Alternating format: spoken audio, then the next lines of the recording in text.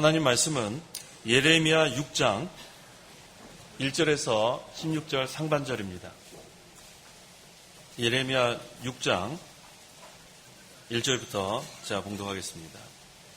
베냐민 자손들아 예루살렘에서 피난하여라. 드고아에서 나팔을 불고 베닷 게렘에서 신호를 울려라. 재앙과 큰 파멸이 북쪽에서 엿보고 있다. 아름답고 우아한 시온의 딸을 내가 멸망시킬 것이니 목자들이 양떼를 몰고 그 땅에 와서 그 주위에 장막들을 치고 각기 자기 처소에서 먹일 것이다. 너희는 그 땅을 향하여 전쟁을 준비하여라. 일어나라. 우리가 한낮에 올라가자. 아하, 우리에게 화로구나. 날이 저물어 저녁 그늘이 길어졌기 때문이다. 일어나라. 우리가 밤에 올라가서 그 땅의 궁궐들을 파괴하자. 만군의 여호와께서 이같이 말씀하셨다. 너희는 나무를 베어서 예루살렘을 향하여 공격 경사로를 쌓아라. 그것은 벌받을 성읍이며 그 가운데는 오직 압제가 있을 뿐이다. 샘이 그물을 솟구쳐내는 것처럼 그것이 자기의 악을 드러내니 폭력과 파괴의 소리가 그 안에서 들리며 질병과 살상이 내 앞에서 계속된다. 예루살렘아, 너는 훈계를 받아라. 그렇지 않으면 내 마음이 내게서 멀어지며 내가 너를 폐허로 만들고 아무도 살지 않는 땅으로 만들겠다. 만군의 여호와께서 이같이 말씀하셨다. 포도를 따는 것처럼 그들이 이스라엘의 남은 자를 남김없이 죽을 것이다. 너는 바구니에 포도 따는 사람처럼 내 손을 자주 놀려라. 내가 누구에게 말하며 누구에게 경고하여 듣게 할까? 보아라. 그들의 귀는 할례 받지 못하였으므로 경청할 수 없고, 보아라. 여호와의 말씀이 그들을 책망하심으로 그들이 그 말씀을 즐거워하지 않는다. 그러므로 나는 여호와의 분노가 가득하여 참기 어렵다. 너는 거리의 어린이와 청년들의 모임에 그것을 다 같이 쏟아부어라. 참으로 남편이 아내와 함께 장년이 노인과 함께 잡혀갈 것이다. 내가 그 땅의 주민들에게 내 손을 펼 것이니 그들의 집과 밭과 아내들이 다 함께 다른 사람에게로 넘어가게 될 것이다. 여호와의 말이다. 이는 그들이 가장 작은 자로부터 큰 자에 이르기까지 모두가 탐욕에 빠졌고 선지자로부터 제사장에 이르기까지 모두가 거짓을 행하기 때문이다. 그들이 내 백성의 상처를 건성으로 치료하면서 평안하다 평안하다 하나 평안이 없다. 그들이 역겨운 일을 행할 때에 부끄러워하였느냐? 그들은 전혀 부끄러워하지도 않았으며 얼굴을 붉힐 줄도 몰랐다. 그러므로 그들이 엎드러지는 자와 함께 엎드러질 것이며 그들을 벌할 때 그들이 거꾸러질 것이다. 여호와가 말한다. 여호와께서 이같이 말씀하셨다. 너희는 길에 서서 살펴보며 옛적 길, 곧 선한 길이 어디인지 찾아보고 그곳으로 가라. 그러면 너희 영혼이 평강을 얻을 것이다. 16절 상반절까지 봉독했습니다. 그 마지막 16절 상반절에 여호와께서 이같이 말씀하셨다. 너희는 길에 서서 살펴보며 옛적 길, 곧 선한 길이 어디인지 찾아보고 그곳으로 가라. 그러면 너희 영혼이 평강을 얻을 것이다 라고 했습니다. 여기서 이 옛적 길은 그 옛날 신앙의 조상들이 걷던 바른 신앙의 길을 여기서 말합니다. 오늘날 우리가 이 길을 찾아 그것으로 가야 영혼이 평강을 얻게 된다고 했습니다. 그러므로 이 시간 증거의 말씀의 제목은 옛적 길을 찾아 그곳으로 가라. 옛적 길을 찾아 그곳으로 가라라는 제목으로 말씀을 증거하겠습니다. 1절에 베냐민 자손들아 예루살렘에서 피난하여라. 드고아에서 나팔을 불고 베닷 게렘에서 신호를 올려라. 재앙과 큰 파멸이 북쪽에서 엿보고 있다라고 했습니다. 이 베냐민 자손들은 그 예루살렘에 사는 사람들을 가리킵니다. 그 이스라엘 백성이 이집트에서 나와 가나안 땅에 들어갈 때에 이 예루살렘은 베냐민 지파에게 분배된 땅이었습니다. 그래서 이 예루살렘 예레미야 당시에도 그 베냐민 사람 절반 이상이 예루살렘에 살고 있었습니다. 그리고 여기 드고와 베닷 게렘은 그 예루살렘 남쪽에 있는 도시들인데 북쪽으로부터 임하여 남쪽에 있는 도시들까지 미치게 될 것을, 무엇이 미치게 되냐면 재앙이 미치게 될 것을 예언하고 있습니다. 그래서 예레미야가 그 재앙을 미리 바라보고 피난하라고 지금 경고하고 있는 것입니다. 2절과 3절 읽어보십시오. 2절 아름답고 우아한 시온의 딸을 내가 멸망시킬 것이니 목자들이 양떼를 몰고 그 땅에 와서 그 주위에 장막들을 치고 각기 자기 처소에서 먹일 것이다. 예, 아름답고 우아한 시온의 딸이라고 했는데 이 시온은 예루살렘 성을 가리킵니다. 지금 그곳 사람들이 환란을 모르고 편안히 지내면서 곱게 자라났고 아름답게 꾸미고 있지만 이제 곧 목자들이 양떼를 몰고 오듯이 바벨론 군대가 지금 예루살렘을 쳐들어와서 멸망시키게 되는 것입니다.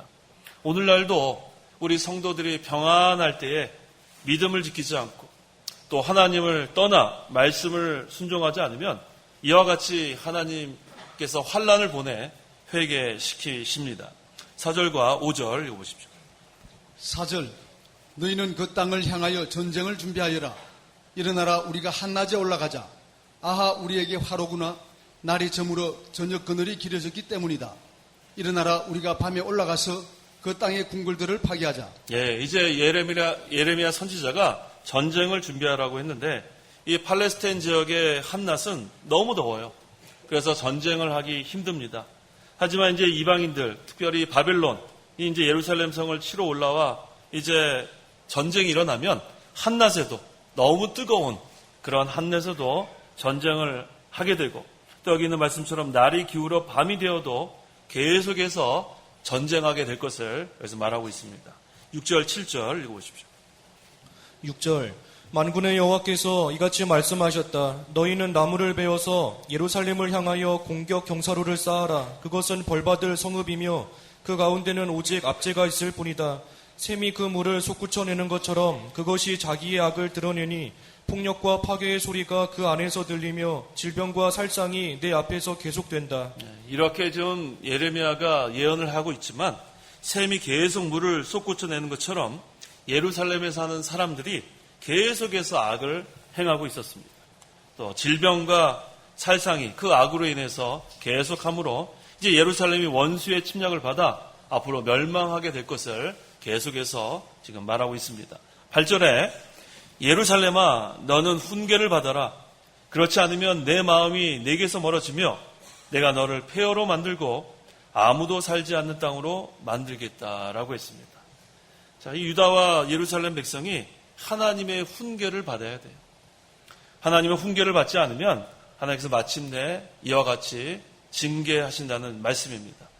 그래서 하나님의 훈계를 받을 때 우리가 다 죄를 회개하면 그러면 하나님께서 채찍, 징계 다 거두어 가십니다. 하나님께서 우리를 훈계하실 때 우리가 잘 받아야 합니다. 그런데 여기 목이 곧은 백성, 하나님께서 훈계하실 때 목이 곧은 백성이 되면 그것은 하나님께서 훈계를 거두어 가시지 않으세요. 징계를 거두어 가시지 않습니다. 우리는 목이 곧은 백성이 되면 안 돼요. 하나님께서 우리에게 훈계하실 때 잘 훈계를 받는 그런 백성이 되어야 합니다. 하나님의 훈계를 받지 않고 여전히 우상을 섬기고 자기 고집대로 나아가면 하나님께서 이런 바벨론과 같은 그러한 군대를 보내서 멸망시키겠다고 하시는 그런 말씀입니다. 9절에 만군의 여호와께서 이같이 말씀하셨다. 포도를 따는 것처럼 그들이 이스라엘의 남은 자를 남김없이 죽을 것이다. 너는 바구니에 포도 따는 사람처럼 내 손을 자주 놀려라 라고 했어요. 이제 이 바벨론 군대가 와서 바구니에 포도를 따서 넣는 것처럼 이스라엘을 포로로 잡아갈 것을 여기서 가리킵니다. 그 다음에 포도를 딴 다음에는 이삭을 줍듯이 이 바벨론 군대가 이스라엘의 남은 자를 남김없이 잡아갈 것을 예언하고 있습니다. 자, 하나님께서 훈계하실 때 너는 훈계를 받아라 했어요. 하나님께서 우리를 훈계하시는 것은 사랑하기 때문에 훈계하는 줄 믿어야 돼요. 사랑하지 않는 백성은 훈계하지 않습니다. 하나님께서 우리를 훈계하실 때 잘못한 것을 찾아 회개하는 백성, 그러한 성도가 복 있는 성도입니다. 그래서 이 이스라엘 백성들에게 지금 하나님의 훈계를 받아라 했는데 이들이 그 훈계를 받지 않고 있습니다. 10절에서 11절. 10절 내가 누구에게 말하며 누구에게 경고하여 듣게 할까? 보아라, 그들의 귀는 할례받지 못하였으므로 경청할 수 없고, 보아라, 여호와의 말씀이 그들을 책망하심으로 그들이 그 말씀을 즐거워하지 않는다. 그러므로 나는 여호와의 분노가 가득하여 참기 어렵다. 너는 거리의 어린이와 청년들의 모임에 그것을 다 같이 쏟아부어라. 참으로 남편이 아내와 함께 장년이 노인과 함께 잡혀갈 것이다. 예, 내가 누구에게 말하며 누구에게 경고하여 듣게 할까? 보아라, 그들의 귀는 할례받지 못하였으므로 라고 했어요. 이 할례의 뜻이 있습니다. 세 가지 뜻. 할례의 뜻은 첫째, 정력을 제거한다는 뜻이에요. 정력을 제거한다. 그 다음에 둘째는 하나님의 백성이 되었다. 하나님께 속했다. 세 번째는 하나님의 언약에 참여했다. 이런 세 가지 뜻이 있습니다. 정력을 제거한다, 하나님의 백성이다, 하나님께 속했다, 또 하나님의 언약에 참여했다. 그런 뜻입니다. 그런데 문제는 이 이스라엘 백성들이 의식적인 그런 육체의 할례는 행했는데 중요한 것은 마음의 할례를 하지 못하는 거예요. 마음의 가죽, 그것을 제거해야 되는데 이 여호와를 위해서 그냥 육체적인, 의식적인 할례를 행했지만 그 마음의 가죽을 제거하지 못하는 것. 그렇기 때문에 이러한 악을 행하는 겁니다. 그 앞에 예레미야 4장 4절, 두 장만 넘기시면 예레미야 4장 4절 읽어보십시오. 4절 유다 사람과 예루살렘 주민들아 여호와를 위해 할 일을 행하고 너희 마음의 가죽을 제거하여라. 그렇지 않으면 너희가 행한 악으로 말미암아 나의 분노가 불같이 일어나서 너희를 태울 것이니 그것을 끌 자가 없을 것이다. 마음의 가죽을 제거하여라. 이 마음속에는 정력을 제거하라는 말씀입니다. 외부적인, 의식적인 그러한 할례를 이스라엘 백성들이 했지만 하나님께서 원하시는 것은 마음속의 정력을 제거하라는 거예요. 그래야 하나님의 언약을 믿고 따를 수 있습니다. 그들의 귀는 할례받지 못하였으므로 경청할 수 없고, 이 귀가 정력에 속하니까 하나님의 말씀을 들어도 깨닫지 못하는 거예요. 이 중요합니다. 귀의 할례. 오늘날도 마찬가지예요. 우리가 이 하나님의 생명의 말씀을 듣지 못한다는 것은 우리가 아직도 마음의 가죽을 제거하지 못한 증거예요. 하나님은 지금도 우리에게 말씀을 통해서 교훈하시고 또 책망하시고 또 의로 또 이렇게 교육하기 유익한 그런 말씀을 계속 우리에게 증거하시지만 이 귀는 할례받지 못함으로 경청할 수가 없어요. 그러니까 하나님께서 훈계하실 때도 그것을 깨닫지 못하고 계속 악으로 나갈 수밖에 없습니다. 그래서 귀가 정력에 속하여 하나님의 말씀을 들어도 깨닫지 못하고 이 욕심으로 이 마음이 가득하니까 이 마음의 문을 닫아버리는 거예요. 그러니까 하나님의 말씀을 받지 못합니다. 그러니까 장마철에 장독대 그 뚜껑을 닫아놓으면 아무리 장마철에 비가 막 내리쳐도 그 안에는 물이 하나도 담길 수 없는 거와 마찬가지. 마음 문을 딱 닫아놓는 거예요. 완고한 마음으로 딱 닫아놓는 거예요. 그러니까 하나님께서 사랑으로 훈계하셔도 그 말을 들을 수가 없습니다. 그래서 오늘날 우리 성도도 마찬가지입니다. 마음의 가죽을 제거하는 생활, 마음속에 있는 욕심을 제거하는 생활, 육체의 부패성을 제거하는 생활, 또 귀가 이 정욕으로 인해서 이 하나님의 말씀을 듣지 못할 수 있는 그러한 상태가 되면 안 됩니다. 그래서 항상 마음의 가죽을 제거하는 생활. 그렇지 않으면 너희가 행한 악으로 말미암아 나의 분노가 불같이 일어나서 너희를 태울 것이다. 이게 하나님의 심판이에요. 하나님께서는 계속해서 하나님의 선지자를 통해서 또 하나님의 종을 통해서 말씀을 선포합니다. 돌아오라. 마음의 가죽을 제거해라. 바로 서라. 그런데 딱 마음 문을 닫아버리고 또 귀를 닫아버리면 하나님께서 아무리 하나님의 종을 통해서 외쳐도 이들은 악을 계속 행할 수밖에 없습니다. 그래서 우리 이 구약 시대뿐만 아니라 신약 시대 스데반 집사도 이 이스라엘 백성을 책망할 때 이와 같이 했습니다. 사도행전 7장 51절. 51절 목이 곧고 마음과 귀의 할례를 받지 못한 자들이여 너희는 너희의 조상들처럼 항상 성령을 거역하고 있다. 목이 곧고 마음과 귀의 할례를 받지 못한 자들이요. 이게 얼마나 경고의 말이에요. 목이 곧고 하나님의 말씀 앞에 우리가 다 고개 숙일 수밖에 없어요. 하나님 앞에 나올 때 우리가 얼마나 하나님 앞에 참 부족하고 연약하고 한 주간만 돌아봐도 너무나도 우리가 고개를 들 수 없는 그런 자들인데 우리 이 이스라엘 백성들 목이 곧고 그 다음에 마음과 귀의 할례를 받지 못한 자들, 마음에 정욕이 가득하고 자기의 귀에 필요한 말만 들으려고 하고 이러한 자들은 마음의 할례도 받지 못하고 귀의 할례를 받지 못한 거예요. 할례는 정욕을 제거하는 겁니다. 욕심이에요, 욕심. 물욕, 정욕, 사욕. 이것을 마음에 품고 우리가 하나님 말씀 순종할 수 없습니다. 우리가 이 정조에 있는 신앙생활을 하려면 이거부터 버려야 돼요. 항상 마음속에 있는 정욕, 이것을 제거하지 않으면 우리 자기를 부인할 수 없습니다. 그래서 예수님께서 자기를 부인하고 나를 따르라 그랬어요. 자기 십자가를 지고 나를 따르라. 우리는 마음의 할례, 귀의 할례, 이것이 다 우리가 제거돼야, 정욕이 제거돼야 하나님의 말씀을 통해서 우리가 은혜를 받을 수 있습니다. 그런데 여기 너희는 너희의 조상들처럼 항상 성령을 거역하고 있다. 이 마음의 가죽을 우리가 제거하지 않으면, 욕심으로 가득하면 성령의 인도를 받을 수 없습니다. 그래서 이 구약시대나 신약시대나 이 마음의 할례, 마음의 가죽을 제거하는 생활, 정욕을 제거하는 생활, 그럴 때에는 여기 있는 말씀처럼 여호와의 말씀이 그들을 책망하심으로 그들이 그 말씀을 즐거워하지 않는다.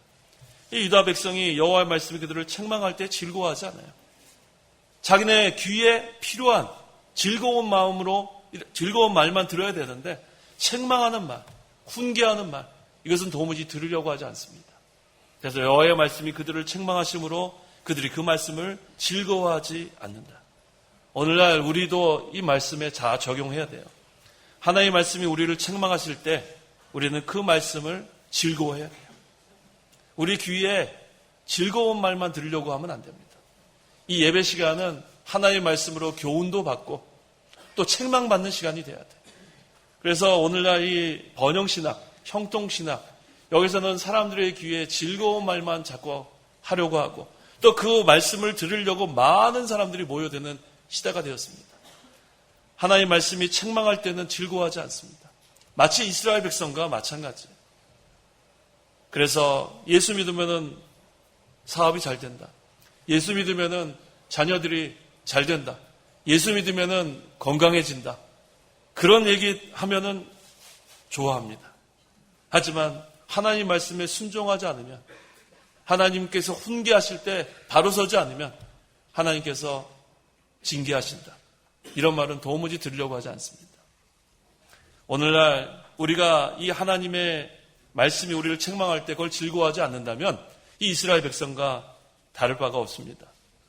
하나님 말씀이 우리를 책망할 때에는 잘못한 것을 찾아 회개하는 것이 하나님의 백성으로 해야 되는 겁니다. 그래야만 하나님의 사람으로 온전하게 됩니다. 디모데 후서 3장 16절, 17절. 16절. 모든 성경은 하나님의 영감으로 된 것으로 교훈과 책망과 바르게 함과 의로 교육하기에 유익하니 이는 하나님의 사람으로 온전하게 되며 모든 선한 일을 위하여 준비되게 하려는 것이다. 모든 성경은 하나님의 영감으로 되었다 했는데 교훈과 책망가가 나와요. 교훈도 하고 또 책망도 하고 또 바르게 함과 의로 교육하기에 유익하다고 했어요. 그런데 우리는 교훈만 받으려고 해서도 안 돼요. 책망도 받아야 돼요. 또 바르게 함과 의로 교육하기에 유익하다 했으니까 또 이 말씀을 통해서 우리가 의를 세워나가고 또 잘못됐으면 바르게 되고 이게 이 성경을 통해서 우리가 순종해 나가면 이와 같습니다. 그 궁극적인 목적이 뭐냐면 하나님의 사람으로 온전하게 만들려는 하나님의 목적이 있어요. 하나님의 사람, 우리 디모데에게 하나님의 사람아 했어요. 그 디모데 전서 그 6장에 하나님의 사람아 믿음의 선한 싸움을 싸워라. 그래서 우리가 하나님의 사람입니다. 근데 중요한 것은 하나님의 사람으로 온전하게 되기를 하나님께서 기뻐하시는 거예요. 그래서 교훈하시는 말씀을 잘 순종하고 책망할 때에 하나님의 그 책망을 잘 받아들이고 또 바르게 하고 또 의에 바로 서 나가면 하나님의 사람으로 온전하게 되고 또 선한 일을 위하여 준비하게 하려는 것이다. 하나님을 기쁘시게 하는 일이 선한 일입니다. 그래서 하나님을 기쁘시게 하는 자로 잘 준비가 돼 나가는 것입니다. 그래서 오늘날 우리는 이 하나님의 말씀을 통해서 교훈을 받고 책망을 받고 또 바르게 서고 또 의로 또 우리가 서 나가는 그런 자들이 되어야 합니다. 12절에서 15절. 12절. 내가 그 땅의 주민들에게 내 손을 펼 것이니 그들의 집과 밭과 아내들이 다 함께 다른 사람에게로 넘어가게 될 것이다. 여호와의 말이다. 이는 그들이 가장 작은 자로부터 큰 자에 이르기까지 모두가 탐욕에 빠졌고 선지자로부터 제사장에 이르기까지 모두가 거짓을 행하기 때문이다. 그들이 내 백성의 상처를 건성으로 치료하면서 평안하다 평안하다 하나 평안이 없다. 그들이 역겨운 일을 행할 때에 부끄러워하였느냐? 그들은 전혀 부끄러워하지도 않았으며 얼굴을 붉힐 줄도 몰랐다. 그러므로 그들이 엎드려지는 자와 함께 엎드려질 것이며 그들을 벌할 때에 그들이 거꾸러질 것이다. 여호와가 말한다. 유다인들이 가장 작은 자로부터 큰 자에 이르기까지 모두가 탐욕에 빠졌다고 했어요. 욕심, 탐심, 선지자로부터 제사장에 이르기까지 모두 거짓을 행함으로 그들의 집과 밭과 아내들이 다 함께 다른 사람에게로 넘어가게 될 것이라고 경고하고 있습니다. 오늘날도 마찬가지예요. 교육자부터 바로 서야 돼요. 교육자부터. 예, 그랬죠. 선지자, 제사장, 그들이 여기서 모두가 거짓을 행했다고 했어요. 오늘날 목사들이 정신 차려야 합니다. 목사들이 거짓말하면서 어떻게 말씀을 증거합니까?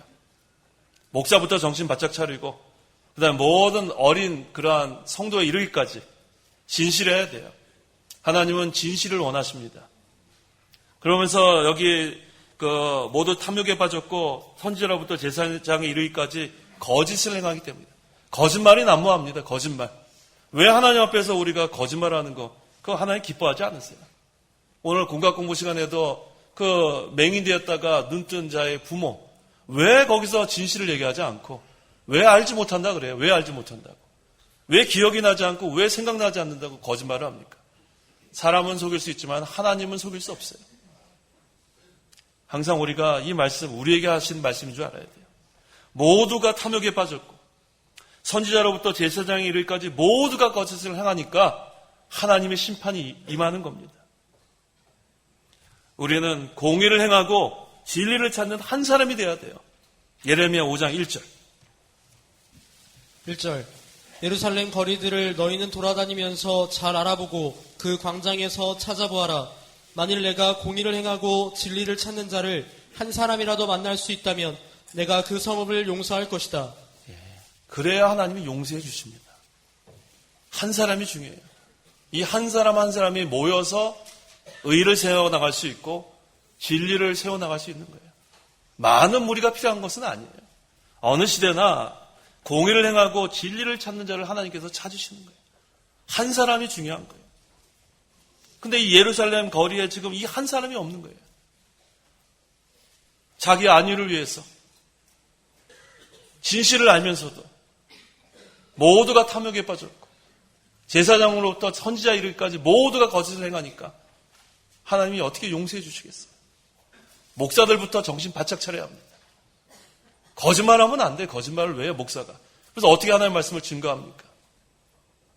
자기가 수치를 당해도 다 잘못한 것은 인정하고 다 밝히고 하나님께 회개하고 그렇게 되면 하나님이 용서해 주시는 거예요. 공의를 행하고 진리를 찾는 자를 한 사람으로 만날 수 있다면 내가 그 성읍을 용서할 것이다. 성도가 여기 진리를 찾는 한 사람이라고 그랬는데 이 어떤 진리냐면 자기 영이 살 수 있는 영적인 진리를 찾아야 돼요. 육은 무익하고요. 영이 살리는 것은 영이라고 했습니다. 이 영적인 진리를 찾아야 돼요. 그 다음에 또 어떤 진리를 찾아야 되냐면 자기에 대한 하나님의 뜻을 찾아야 돼요. 자기에 대한 하나님. 오늘 새벽에도 우리 증거했죠. 아브라함이 메소포타미아 갈대아 우르에서 하나님께서 본토와 친척과 아비집을 떠나라고 했어요. 그때 그것이 하나님 뜻인 줄 알고 아브라함이 떠났습니다. 또 거기를 떠난 후에 하란에 얼마 동안 머물렀어요. 근데 하나님 또 두 번째 나타나셔가지고 본토와 친척과 아비집을 떠나라. 창세기 12장 1절에서 4절에서 떠나라 그랬어요. 또 아브라함은 그것이 하나님의 뜻인 줄 알고 75세의 노인인데 그곳을 떠났어요. 자기에 대한 하나님을 찾아야 돼. 자기에 대한 하나님의 뜻을 찾아야 돼. 우리는 편안하다 그랬죠? 편안하다 하나 편안이 없어요. 하나님이 주시는 평안을 소유해야지 그저 그들이 내 백성의 상처를 건성으로 치료하면서 평안하다 하나 평안이 없다. 탐욕을 품고 탐욕에 빠져서 거짓을 행하면서 건성으로 평안하다 하나 되자 화합하자 이게 무슨 중요합니까? 그들이 역겨운 일을 행할 때 부끄러워하였느냐? 그들이 전혀 부끄러워하지도 않았으며 얼굴을 붉힐지도 몰랐다. 거짓말하면서도 뻔뻔하게 다니는 걸 말하는 거예요. 회개해야 될 때에 회개하지 않고 여기 선지자로부터 제사장에 이르기까지 거짓을 행하고 있는 거예요. 전혀 부끄러워하지도 않고 얼굴을 붉힐지도 모르고, 그러므로 그들이 엎드러지는 자와 함께 엎드러질 것이다. 하나님께서 기회를 주실 때 하나님께 돌아가면 거긴 소망이 있어요. 그런데 끝까지 나는 모른다, 기억나지 않는다, 생각나지 않는다, 진실을 분명히 알고 있으면서 그렇게 하면 엎드려진 자와 함께 엎드러진다. 이건 하나님 말씀이에요. 그들을 벌할 때 그들이 거꾸러질 것이다. 여호와가 말한다. 이게 얼마나 우리에게 경고의 말씀인지 몰라요. 오늘날 공의를 찾는 자, 공의를 따라가는 자, 공의를 세워가는 자, 진리를 찾는 자가 필요할 때가 되었습니다. 이 마귀는 마지막 때가 되니까 이 거짓의 아비가 마귀예요. 뭐 거짓말을 그냥 막 하는 사람들이 너무너무 많아요. 우리 주위에. 목사들도 거짓말하고 도대체 누구 말이 맞는지 모르겠어요. 그런데 전혀 부끄러워하지도 않아요. 목사가. 전혀 얼굴을 붉힐지도 몰라요. 하나님이 얼마나 이게 참 영광 가리는 일인지 모르겠습니다. 우리 모두가 탐욕에 빠지면 안 됩니다. 모두가 거짓을 행하면 안 됩니다. 공의를 행하고 진리를 찾는 한 사람이 되어야 됩니다. 그러면 하나님이 용서해 주시는 거예요. 자, 백성들이 지금 탐욕에 빠졌고 선지자와 제사장들은 거짓을 행하니까 결국은 하나님께서 이방 나라 바벨론을 그 유다에다 붙여가지고 결국은 그 유다가 멸망당하고 맙니다. 하나님의 백성들이 죄악으로 인하여 상처를 받아 그 심령이 지금 병들어 쓰러져 있는데 근본적으로 고쳐야 되는데 그저 건성으로 그냥 치료해주면서 평안하다. 그 잘못된 골마 터진 것은 이렇게 제거해야 돼요. 누룩은 제거하고 그 다음에 온전한 사람으로 근본적인 것부터 고쳐야 되는데 그저 하나 되고 그저 화합하고 이거는 하나님 기뻐하시는 그러한 모임이 아니에요. 잘못된 것은 철저하게 제거해 나가고 순수하고 진실된 공의와 하나님의 사랑이 항상 서나가는 그러한 모임이 돼. 그래야 하나님께서 기뻐하시는 거예요. 그냥 골마 터진 거 그대로 덮으면 안 돼요. 그래서 참교회는 하나님의 말씀을 선포하고 성례를 행하고 잘못된 것은 치리해 나가야 돼요. 이 칼빈이 그 참교회의 세 가지 표시를 그래서 그렇게 강조한 겁니다. 오늘날 마지막 때에 공의가 무너지는 때가 되었어요. 그저 사랑으로 덮는 것. 하나님이 공의의 하나님과 사랑의 하나님이기 때문에 그냥 그 죄 지은 것을 그냥 덮어버리면 안 돼요. 그러면 하나 된다. 그렇지 않습니다. 그러면 이 이스라엘 백성처럼 이거 어떻게 되려고 그래요? 우리의 상처를 고쳐주시는 분은 예수님밖에 없어요. 우리의 상처를 고쳐주시고 상한 갈대를 꺾지 아니하시고 꺼져가는 심지를 끄지 아니하시고 맹인의 눈을 뜨게 하시고 안진뱅이를 일으켜주시는 그 예수님만이 우리를 살려나갈 수 있습니다. 우리 모두가 다 상처받은 자들이에요. 영적으로 죽은 자도 하나님께서 살려놓은 것과 마찬가지로 영적으로 우리가 다 지금 질병에 걸려있는 모든 예수님께 나올 수밖에 없어요. 예수님만이 우리의 치료자세요. 그래서 우리가 다 주님 앞에 나오면 우리의 곤고와 영을 소생시켜 주시고 이제 예수님께서 주시는 참된 평안을 우리가 소유할 수 있는 거예요. 죄는 덮어두고 평안하다 하는 것은 거짓 선지자들의 특징이에요. 죄는 다 덮어놓고 그냥 평안하다 화합하자, 하나 되자, 타협하자. 거기에 우리가 속임을 당하면 안 됩니다. 거짓 선지자는 자기도 망하고 공모하는 자도 다 엎드려진다고 했습니다. 네, 16절 여호와께서 이같이 말씀하셨다. 너희는 길에 서서 살펴보며 옛적 길, 곧 선한 길이 어디인지 찾아보고 그곳으로 가라. 그러면 너희 영혼이 평강을 얻을 것이다. 옛적 길은 옛날 믿음의 선진들, 신앙의 조상들이 걷던 바른 신앙의 길이 옛적 길이에요. 하나님 말씀만 따라가는 길이 옛적 길이에요. 진리만 사랑하는 길이 옛적 길이에요. 처음 사랑의 길이 옛적 길이에요. 모든 우상을 버리고 하나님 한 분만으로 즐거워하고 만족하는 길이 옛적 길입니다. 영적 생명의 길이 옛적 길이에요. 시대가 변하고 모든 것들이 다 변한다고 해도 하나님의 말씀은 변하지 않아요. 예수님도 변하지 않아요. 어제나 오늘이나 영원토록 동일하신 분. 오늘날 옛적 길로 나가야 여기 있는 말씀처럼 너희 영혼이 평강을 얻을 것이다 라고 했습니다. 이 길을 떠나 다른 길로 나가면 반대로 얘기하면 평강을 잃어버립니다. 겉으로는 평안하다 평안하다 하지만 진정한 평강이 없는 곤고하고 불의가 가득한 그러한 곳이 되고 맙니다. 우리가 이 옛적 길을 찾아야 돼요. 하나님의 말씀. 그래서 오늘날 이 개혁이란 말 우리가 잘 사용해야 돼요. 세상 사람들이 사용하는 개혁이란 뜻과 우리 믿는 자들이 사용하는 개혁의 뜻은 달라요. 우리가 16세기 종교개혁, 루터와 여러 그런 사람들이 종교개혁할 때 그 개혁의 뜻은 성경으로 돌아가자는 뜻이에요. 개혁의 뜻은. 이전에 있던 전통, 이전에 있던 모든 그런 것들을 다 뒤집어 엎고 전부 다 새거로 하자. 그런 뜻이 아니에요. 우리 믿는 자들이 사용하는 개혁의 뜻은 성경으로 돌아가자. 옛적 길을 찾으라는 거예요. 그래서 시대가 변했다고 해서 모든 것을 다 새롭게 바꾸는 것이 아니라 성경 말씀으로 더 돌아가야 된다는 거예요. 그게 바로 개혁의 의미입니다. 옛적 길, 그 선한 길이 어디인지 찾아보고 그곳으로 가라. 그러면 너희 영혼이 평강을 얻을 것이다. 살리는 것은 영이니 육이 무익하다는 그런 말씀과 맥락이 같습니다. 오늘날 하나님께서 받으시는 예배는 영과 진리로 예배하는 것을 받으시는 거예요. 하나님은 영이시니 예배하는 자는 영과 진리로 예배할지니라. 거기에 진리가 바로 하나님 말씀이에요. 하나님의 말씀, 우리의 영의 양식, 이것을 공급하는 시간이 예배 시간입니다. 시대가 변하고 모든 제도가 다 변할지라도 이 하나님의 말씀이 변하지 않습니다.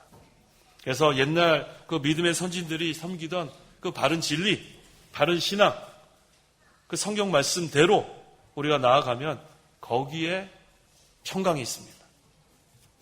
곡식 종자들이 옛날이나 지금이나 똑같아요. 근데 곡식 종자를 좀 더 예쁘게 한다고 여기 깎고 여기 깎고 여기 깎고 아름답게 하면 거긴 더 이상 생명이 없습니다. 곡식 종자는 그대로 뿌려야 거기에 열매를 맺게 되는 거예요. 이 시간 옛적 길을 찾아 그곳으로 가라고 했습니다. 평안할 때도 옛적 길을 찾아야 되고 환난을 당할 때도 옛적 길을 찾아야 되고 그곳으로 가야 평강을 얻습니다. 하나님께서 훈계하실 때 회개하고 옛적 길로 또 찾아 그곳으로 가야 합니다.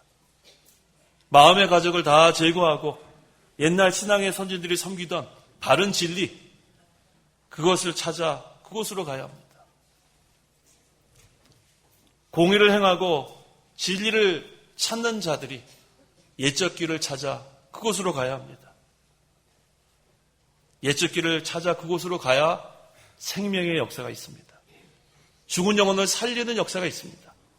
아무리 화려하고 외부적으로 훌륭해도 거기에 생명의 역사가 없으면 그것은 죽은 교회가 되고 맙니다. 옛적 길을 찾아 그곳으로 가면 영혼이 평강을 얻게 된다. 이것은 바로 영적 하나님 나라가 이루어진다는 말씀이에요. 하나님 나라는 오직 성령 안에서 의와 평강과 기쁨이라고 했어요. 우리 영혼이 평강을 얻는 그 하나님 나라가 이루어지려면 성경 말씀대로 옛적 길을 찾아 그곳으로 가면 우리의 이 교회가 또 우리 심령에 하나님의 나라가 이루어집니다. 기도하시기 바랍니다. 기도하겠습니다. 하나님 아버지, 은혜와 사랑을 참으로 감사합니다. 죄와 물로 영원히 죽어 멸망당할 죄인들이지만 우리가 하나님의 은혜로 예수님을 믿음으로 말미암아 구원받게 하시고 또 하나님께서 오늘날까지 귀한 종을 통해서 귀한 진리를 배우게 하시고 또 바른 진리의 길을 걸어갈 수 있게 하신 하나님의 은혜를 참으로 감사합니다. 이스라엘 백성이 평안할 때에 이 옛적 길을 다 떠나서 또 하나님이 훈계할 때에도 그 하나님이 책망할 때에도 그것을 즐거워하지 않고 제가의 길로 가고 모두가 탐욕에 빠지고 제사장에서 선지자까지 다 거짓을 행할 때에 하나님의 심판이 임했습니다. 오늘날 시대가 변하고 모든 제도와 사상이 변할지라도 하나님의 말씀은 변하지 아니하고 우리가 그 말씀대로 끝까지 옛적 길을 찾아 그곳으로 가는 저희 교회가 되기를 원합니다. 그럴 때 너희 영혼이 평강이 있을 것이라고 했습니다. 하나님의 나라가 이루어지고 오직 성령 안에서 의와 기쁨과 평강이 있는 그 하나님의 나라가 이루어지기를 원합니다. 우리가 하나님의 말씀을 통해서 책망받을 때에 하나님께서 훈계하실 때에 잘못된 것을 찾아 회개하고 바로 설 때에 소망이 있는 줄 압니다. 항상 하나님의 말씀을 통해서 교훈을 받고 책망을 받고 바르게 함과 의에 교육하기 유익한 그러한 이 말씀이 될 때에 하나님의 사람을 온전케 된다 하였사오니 우리 항상 이 말씀의 인도를 잘 받고 성령의 인도를 받아서 하나님의 사람으로 온전히 만들어질 수 있도록 역사하여 주시옵소서. 예수님의 이름으로 기도하옵나이다. 아멘. 찬송가 1장.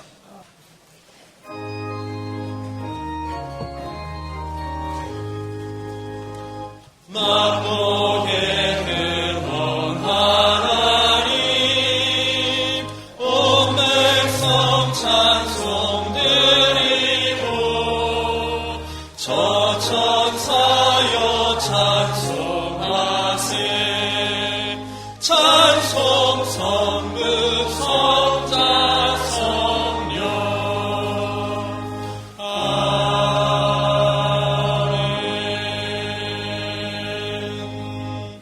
축도하겠습니다.